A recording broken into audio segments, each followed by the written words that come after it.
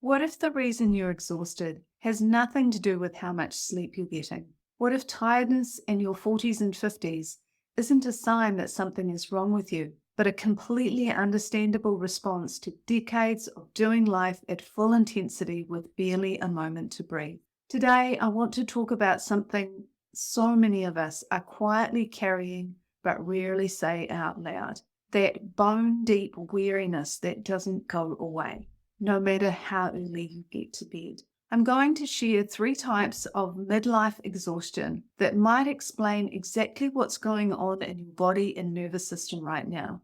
And then I'm going to give you a roadmap to 3 kinds of rest that can actually help. Not rest as in do nothing and hope for the best, but rest that works at a biological, mental, emotional, and even spiritual level. And I'm going to start by reading you something I wrote almost exactly a year ago. For many years now, I've been waking up tired, frequently feeling exhausted, falling asleep if I am sitting for relatively short periods of time, and often feeling like I'm living on a treadmill of to-dos and don't know how to get off. I haven't had a holiday for more than 2 to 3 days in about 14 years. And that was to Auckland with the kids. And I was pregnant with my son and had really bad morning sickness. It isn't that I haven't had opportunity, but the thought of stopping and having a holiday to just relax causes me to feel on edge.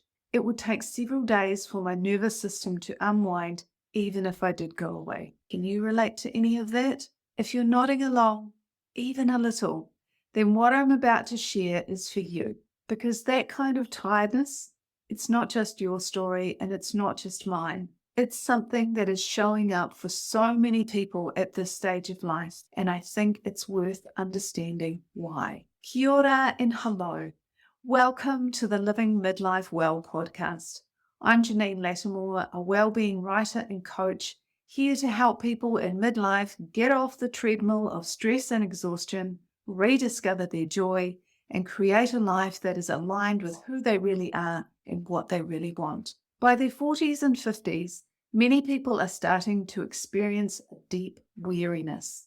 It is connected to years of intense stress, demand, responsibility, and also to experiences of loss, heartbreak, unfulfillment, disappointment, and failure. We are tired of our time being taken by things we don't want to do and not being able to do the things we do want to do. Many of us have carried the invisible load for decades, the unseen mental, emotional, and logistical effort required to manage our relationships, families, and households. In our work and home life, we've been consistently required to do the non-stop, exhausting labor of anticipating, planning, organizing, and remembering moving parts in the responsible role of adulting.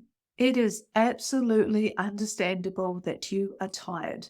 Tired maybe even more than you know.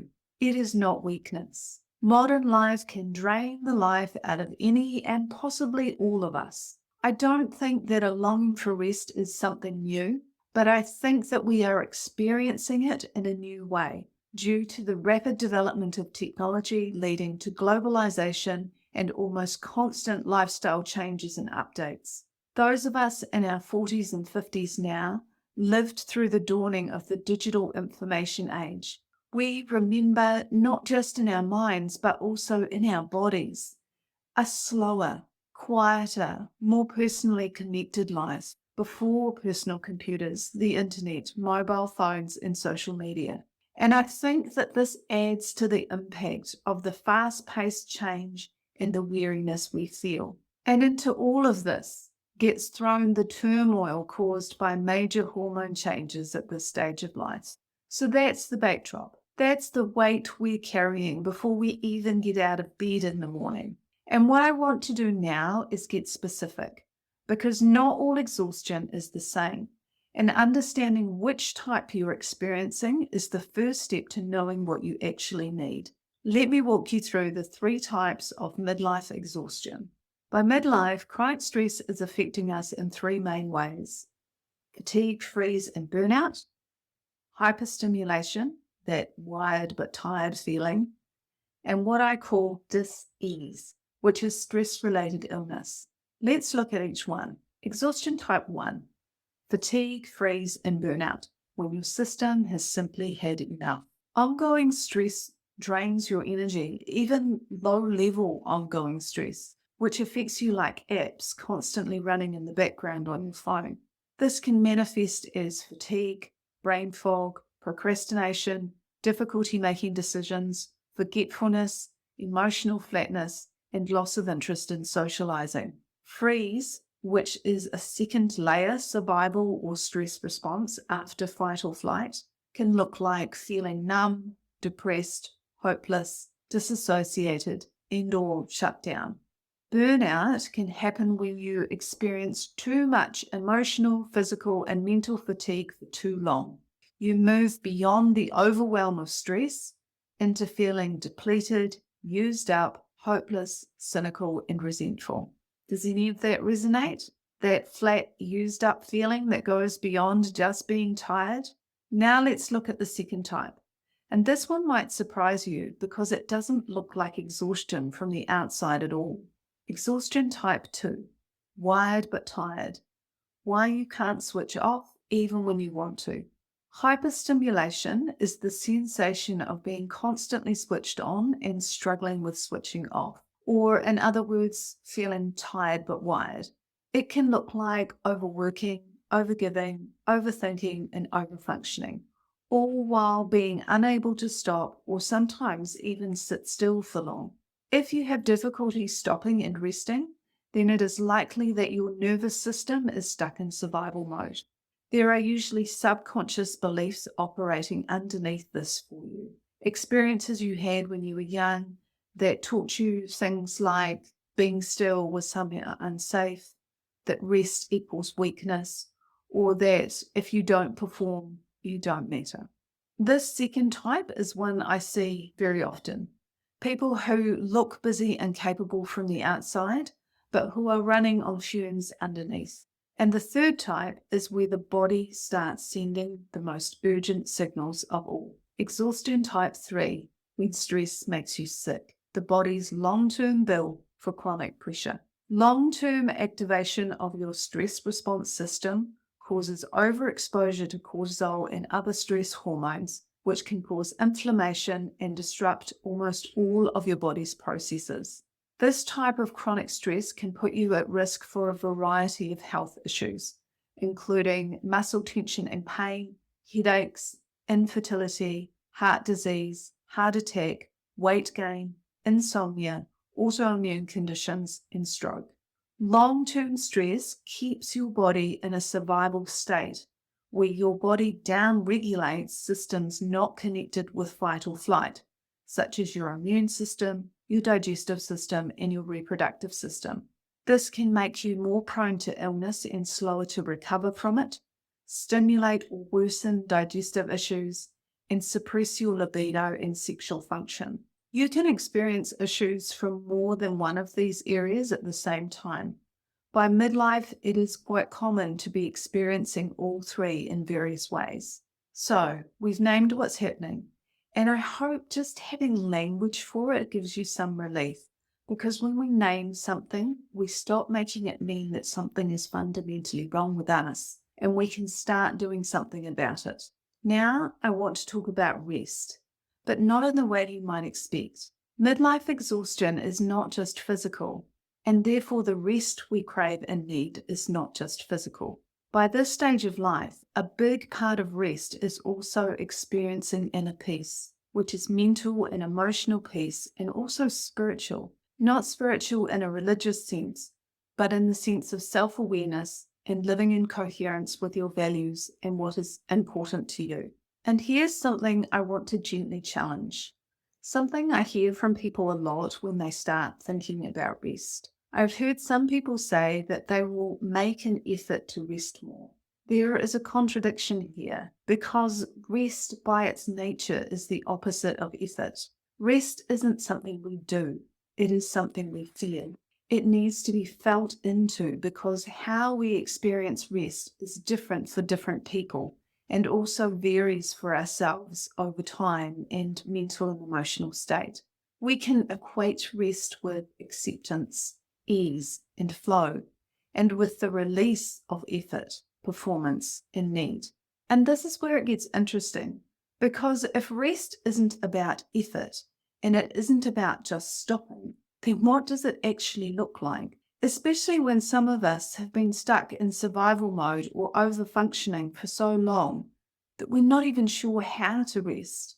This is heightened when we have beliefs like rest is lazy, rest is unproductive, I can only rest when all the work is done, and or the purpose of rest is to give me more energy to do more.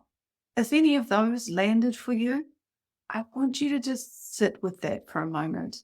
Those beliefs didn't come from nowhere. They were probably very useful at some point in your life, but they may be keeping you from something you genuinely need right now. So let me give you something practical, a roadmap to rest, and a simple action point to start with. For those of us in our 40s and 50s, effective rest needs to incorporate these 3 key elements. Rest element 1, biological rest, telling your nervous system it's safe to stop. It is not enough to just physically stop. You need to signal to your body that it is safe and can switch into its parasympathetic nervous system, which is your rest, digest, and breed mode. The easiest way to do this is through breath techniques and somatic practices. So the body has to feel safe first. And once we've addressed that biological layer, we can work on the next ones. Rest element 2, mental and emotional rest. Releasing the thoughts you've been carrying. Learn to observe your thoughts and emotions with curiosity and acceptance rather than becoming and living them. A helpful reflection statement can be, I am not my thoughts. Journaling can help you to externalize and observe your thoughts and feelings, and labeling your emotions with a precise word, for example, sad, angry, excited, etc., engages the logical, rational part of your brain and quiets your survival system, emotional brain. And then the third element, which I think is the one that gets overlooked most often, but that so many people in midlife are quietly hungry for. Rest element 3, spiritual rest. Living in alignment with what actually matters to you. Clarifying your values and what is important to you, and recognize areas where you are not in alignment with that. This includes any ways in which you are withholding or suppressing your truth, either by not saying something or not living something. 3 types of exhaustion, 3 kinds of rest. And now the most important question of all, because this roadmap only works when you make it personal. The key question to ask yourself is, what does rest feel like to me at this point in time? There is no right way to rest. The 4th key element of rest is that it feels good to you in this moment. What would make rest become welcoming to you rather than something you should do? What can you let go of to allow yourself some more ease? Rest doesn't have to be another thing on your daily goal list. It can be about making a small adjustment to create a greater sense of space in your mind, body, or life. Rest can be asking for help and receiving support. Let that one land. Rest can be asking for help and receiving support. Before I wrap up, I want to give you just one thing. One simple thing to try right now, and I mean right now, wherever you're listening to this.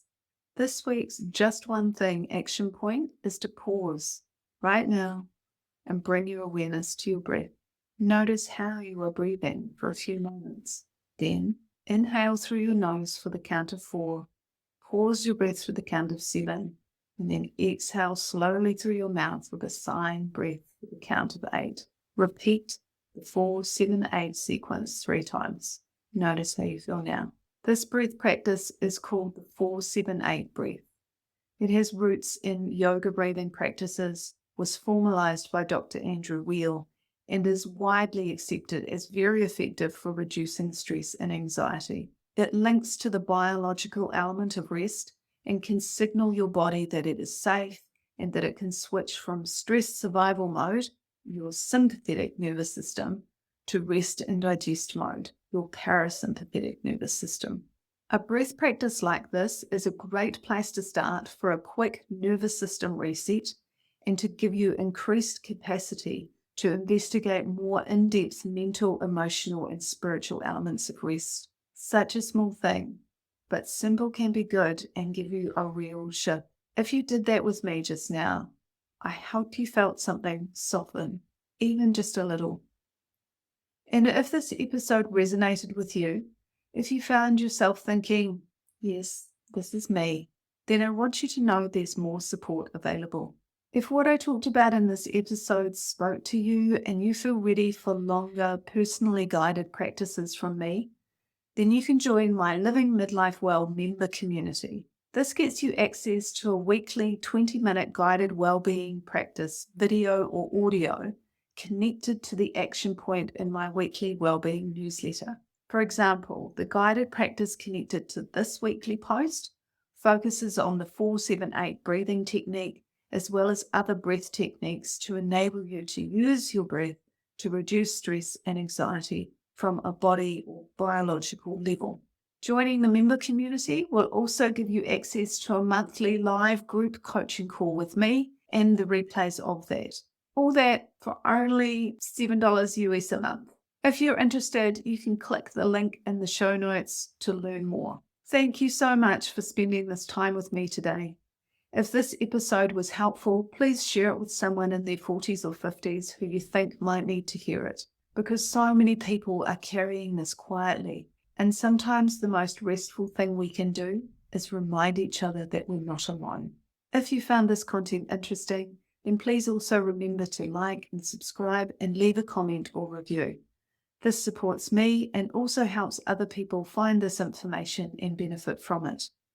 Until next time, take good care of yourself. Aroha nui, much love, and I look forward to connecting with you on the next episode. Bye for now.